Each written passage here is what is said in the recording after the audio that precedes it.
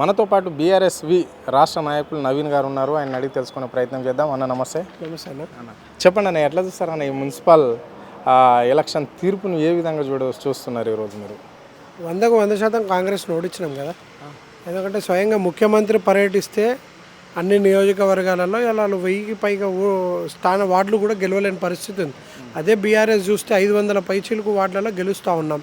ఈరోజు ఇతరులు బీఆర్ఎస్ కలుపుకుంటే దాదాపు 50% పైగా ప్రతిపక్ష పార్టీలన్నీ కూడా ముందంజలో ఉన్నాయి. ఏ రాష్ట్రంలో కూడా ఎన్నికలు జరుగుతాయి, మున్సిపల్ ఎన్నికలు, స్థానిక ఎన్నికల్లో ప్రభుత్వం ఏదైతే అధికారంలో ఉంటుందో ఆ యొక్క పార్టీ క్లీన్ స్వీప్ చేస్తుంది. అంటే దాదాపు 90 నుంచి 95% వరకు అధికార పార్టీ క్లీన్ స్వీప్ చేస్తుంది.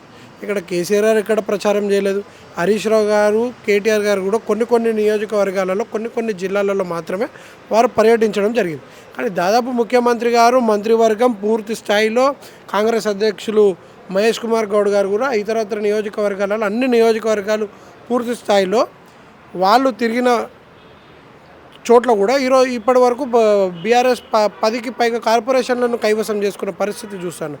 గతంలో కేవలం 5 కార్పొరేషన్లకే పరిమితమైన కాంగ్రెస్ పార్టీ అధికారంలో వచ్చినప్పుడు ఇప్పుడు 10కి పైగా బీఆర్ఎస్ గెలుస్తుంది. మళ్ళీ బీఆర్ఎస్ గెలిపే కదా ఇది. రానున్న రోజుల్లో ఖచ్చితంగా బీఆర్ఎస్ అధికారంలో వచ్చే సంకేతాలు కనిపిస్తూ ఉన్నాయి కదా రాష్ట్ర వ్యాప్తంగా కూడా.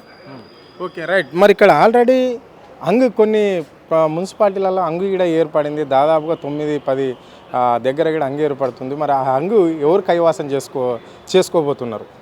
ఇప్పుడు వస్తుంటే కూడా దాదాపు న్యూస్లో చూస్తూ ఉన్నాం. ప్రతిజాలో కూడా కొన్ని రాజకీయాలు నడుస్తూ ఉన్నాయి, ఫామ్ హౌస్ రాజకీయాలు నడుస్తూ ఉన్నాయి. పొంగులేటి గారు ఇప్పటికీ కొంతమంది ఇండిపెండెంట్లను తరలించడం కూడా మనం చూస్తూ ఉన్నాం. సో 2-3 చోట్ల అయితే బీఆర్ఎస్ సంపూర్ణంగా ఆధిక్యం ఉంది. అంటే 12 సీట్లు బీఆర్ఎస్ గెలిస్తే అక్కడ కాంగ్రెస్ 10 గెలిచి 4 ఇతరులు గెలిచి ఒకరు గెలిస్తే అక్కడ బీఆర్ఎస్ క్యాండిడేట్లకు మళ్ళీ మద్దతు వస్తుందని కూడా మా నాయకులు కూడా ప్రయత్నం చేస్తున్నారు. క్యాంప్ రాజకీయాలకు ఈరోజు రాష్ట్రంలో మొత్తం అధికార పార్టీ మొత్తం తెరలేపుతూ ఉంది. ఈ అభివృద్ధిని చూసే ప్రజలందరూ కాంగ్రెస్ వైపు మళ్ళారు, పట్టం కడుతున్నారు. ఇప్పుడు ముందు రాబోయే ఎన్నికలు ఏదైనా కావచ్చు, మండల్ పరిషత్, జిల్లా పరిషత్ కావచ్చు, ఇక్కడ హైదరాబాద్ నగరంలో జిహెచ్ఎంసీ కావచ్చు, ఏదైనా ఈ విధంగానే తీర్పు ఉండబోతుంది. కాంగ్రెస్ పార్టీ పైచేయి ఉంటుంది. బీఆర్ఎస్ పార్టీని తొక్కడమే లక్ష్యంగా పెట్టుకున్నామని చెప్పేసి కూడా కాంగ్రెస్ నాయకులు చేస్తున్న సవాళ్ళు ఇవి. కాంగ్రెస్ నాయకులు చెప్పేది పూర్తిగా అవాస్తవం. ఇప్పటిదాకా వచ్చింది కేవలం 1800 వార్డులకు నాకు తెలిసి రిజల్ట్ వస్తే అందులో 900 చిల్లర కాంగ్రెస్కి వస్తే ప్రతిపక్షంగా బీఆర్ఎస్, బీజేపీ ఇతరులు కలిపి దాదాపు అవి 800 నుంచి 900 పైచిలకు వార్డులు ప్రతిపక్ష పార్టీలు గెలుస్తూ ఉన్నాయి. సో ఇక్కడ కాంగ్రెస్ గెలిచింది. 50% మేరకు 55% మేరకే కాంగ్రెస్ వార్డులు గెలుచుకుంటే 40 నుంచి 45% ఇతర పార్టీలు గెలుచుకున్నాయి. ప్రధాన ప్రతిపక్షంగా ఉన్న బీఆర్ఎస్, దాంతోపాటు బీజేపీ ఇతరులు గెలుచుకున్న పరిస్థితి చూస్తే ఇక్కడ కాంగ్రెస్ ఇక్కడ సంబరాలు చేసుకుంటుంది. ప్రతిపక్షంలో గతంలో కేసీఆర్ గారు 10 ఏళ్ళు పరిపాలించినప్పుడు ఇవన్నీ కూడా దాదాపు 90 నుంచి 95% వరకు మెజారిటీ వార్డులను మేము కైవసం చేసుకున్నాం. స్వీప్ చేసే పరిస్థితి ఉండే. కేసీఆర్ ముఖ్యమంత్రి ఉన్నప్పుడు తిరగలేని పరిస్థితి. ఈరోజు బీజేపీ జాతీయ నాయకత్వాన్ని ఇక్కడ రాష్ట్రంలో తేవడం జరిగింది. ఇక్కడ స్వయంగా ముఖ్యమంత్రి పర్యటనలు, అలాగే పార్టీ అధ్యక్షుడు మహేష్ కుమార్ గౌడ్ గారు, మంత్రులు ఇంతమంది పర్యటిస్తే కూడా ఈ యొక్క రిజల్ట్ వస్తే ఇది కాంగ్రెస్ ఇది గెలుపుగా ఎలా అనుకుంటుంది, ఇది బీఆర్ఎస్ గెలుపు అని మేము ఖచ్చితంగా చెప్తున్నాం. ఇలా కాంగ్రెస్ ఓడిపోయే పరిస్థితి, ఇది కాంగ్రెస్ ఓటమి. ఇంతమంది తిరిగినప్పటికీ, ముఖ్యమంత్రి మంత్రులు తిరిగినప్పటికీ కూడా ఇది వాళ్ళ ఓటమి అని మేము తెలియజేస్తూ ఉన్నాం. దాదాపుగా చాలా సీట్లకి కూడా కైవాసం చేసుకున్నది కదా. ఇప్పటికే చాలామంది అభ్యర్థులు గెలవడం, కౌన్సిలర్లు గెలవడము, అలా సీటు కూడా కన్ఫర్మ్ చేసుకున్నారు కదా. మరి దీన్ని ఎట్లా చూస్తారు మీరు? అంటే ఇప్పటికీ కాంగ్రెస్ పార్టీకి ఒక బ్రాండ్ ఇమేజ్ ఉన్నది. సో అందుకే ప్రజలంతా ఈ వైపే ఉన్నారు అని చెప్పేసి కూడా కాంగ్రెస్ నాయకులు చెప్పుకుంటున్నమాట. అంటే బీఆర్ఎస్ ఇక్కడ 10 సంవత్సరాలు చేసింది ఏం లేదు కాబట్టి ప్రజలందరూ కొత్తదనం కోరుకున్నారు. ప్రజాప్రభుత్వం నడుస్తుంది రాష్ట్రంలో, అందుకే ప్రజలు వన్ సైడ్ అయిపోతున్నారు అని చెప్పేసి చెప్తున్నారు వాళ్ళు. మీరు ఎందుకు నాణ్యానికి ఒకవైపే చూస్తున్నారు? అప్పటి నుండి నాణ్యంకి ఇరువైపులా కూడా చూడండి కదా. అధికారంలో ఉన్న పార్టీ గెలవడం అనేది సర్వసాధారణమైన విషయం. దాన్ని ఎందుకు గొప్పగా చూస్తారు? అక్కడ ప్రతిపక్షం ఉండి బీఆర్ఎస్ 10 సీట్లు 10 కార్పొరేషన్లు సొంతం చేసుకోవడం అనేదే ఇదో గెలుపు. దీన్ని చూడండి. అంటే ఈ ఎన్నికలు ఎప్పుడు కూడా మీరు 2020 ఎన్నికలతో పోల్చండి. అధికారం ప్రతిపక్షంగా ఇవాళ కేంద్రంలో నరేంద్ర మోదీ నాయకత్వం, ఇవాళ బీజేపీ మున్సిపాలిటీలలో తిరిగినప్పుడు, వార్డులు తిరిగినప్పుడు ఏం చెప్పారు? నరేంద్ర మోదీ గారి నాయకత్వం చూసి ఓటేయమన్నారు. ఇక్కడ రేవంత్ రెడ్డి గారి ప్రభుత్వంని చూసి మేము ఇచ్చేది అధికారంలో మేమున్నాం కాబట్టి మాకు ఓటేసిన లబ్ధి చేరుతుంది అన్నప్పటికీ కూడా బీఆర్ఎస్కి 600 వార్డులు గెలుపొందుతుందంటే ఈరోజు ఇలా బీఆర్ఎస్ గెలుపు నాణ్యానికి ఇరువైపులా చూడండి అనేది కూడా నేను రాష్ట్ర ప్రజలని అలాగే కాంగ్రెస్ నాయకత్వాన్ని ప్రశ్నిస్తూ ఉన్నా, అడుగుతూ ఉన్నాను.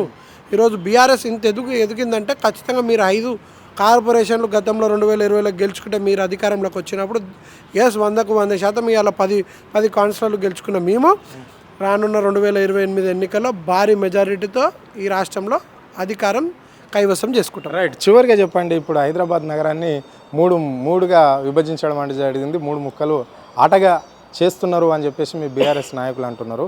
దీన్ని ఎట్లా చూడాలి మరి? రేపు జరగబోయే కార్పొరేషన్ ఎన్నికల్లో 3 కార్పొరేషన్ చేశారు కాబట్టి ఇక్కడ జిహెచ్ఎం ఎన్నికలను ఎట్లా చూడాలి? అంటే ఇప్పుడున్న జిహెచ్ఎంసీ లిమిట్ డివిజన్లు విడిపోయినాయి ఎక్కడన్నా?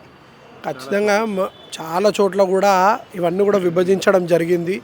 సడన్గా తెచ్చి జిహెచ్ఎంసీలో ఇవ్వడం, ఇక్కడ ఉన్న లోకల్ ఎమ్మెల్యేతో కూడా సంప్రదించకుండా ముఖ్యమంత్రి అవగాహన లేనోడు ఈ రాష్ట్రానికి ముఖ్యమంత్రి అయితే ఎలా అవుతుంది అనేది కూడా ఈరోజు మనం చూస్తూ ఉన్నాం.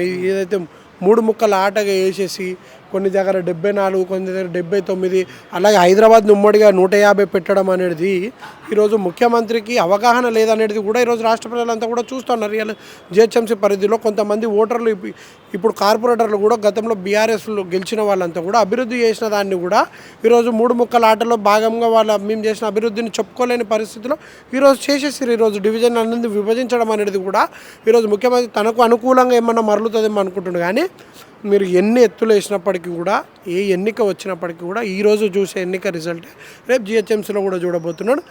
నాకున్న అవగాహన మేరకు 3 కార్పొరేషన్లు మేమే ఖచ్చితంగా కైవసం చేసుకోబోతున్నాం జిహెచ్ఎంసీలో. Thank you. ఇది పరిస్థితి. అంటే ఇప్పటికే ఆల్రెడీ తీర్పు అనేది బీఆర్ఎస్ వైపే ఉన్నది అని చెప్పేసి కూడా ఆయన స్పష్టంగా చెప్పడం అనేది అయితే జరిగింది. అధికార పార్టీ దాదాపుగా 85 నుంచి 90% గెలవలసింది ఉంటే ఇప్పుడు వాళ్ళు చెప్పుకున్నట్లే 70-80 అని చెప్పుకుంటున్నారు. అదంతా ఏం లేదు, కేవలం 50% మాత్రమే కాంగ్రెస్ పార్టీ గెలిచింది. ఇతర పార్టీలన్నీ ఇప్పటి వరకు ఇతర పార్టీలు పోల్చుకుంటే ఇప్పుడు అవి కూడా కాంగ్రెస్తో ధీటుగా ఉన్నాయని చెప్పేసి ఆయన స్పష్టంగా చెప్పడం అనేది జరిగింది. బీజేపీ కావచ్చు, బీఆర్ఎస్ కావచ్చు, సిపిఐ సిపిఎంలు కావచ్చు, ఇతర పార్టీ వాళ్ళందరూ కలిస్తే 50% ఇక్కడ గెలిచారు, వాళ్ళు 50% గెలిచారు. ఇంకా ఏం తక్కువేం లేదు. ఇక్కడ బీఆర్ఎస్ పార్టీకి మంచి ప్రజా ఆదరణ ఉంది, ప్రజలలో బలం ఉంది. రాబోయే ఎలక్షన్లలో గెలిచేది ఇప్పుడు జిహెచ్ఎంసీలో 3 కార్పొరేషన్లకు 3గా విభజించినప్పటికి కూడా 3 ముక్కల ఆట చేసింది రేవంత్ రెడ్డి సర్కార్. హైదరాబాద్ను 3 ముక్కలుగా విభజించినప్పటికి కూడా 3 కార్పొరేషన్ సీట్లు కూడా గెలుచుకునేది బీఆర్ఎస్ పార్టీ అని చెప్పేసి కూడా ఆయన ధీమా వ్యక్తం చేయడం అనేది అయితే జరిగింది. కెమెరా పర్సన్ కళ్యాణ్తో అరుణ్, ఆద్య టీవీ, హైదరాబాద్.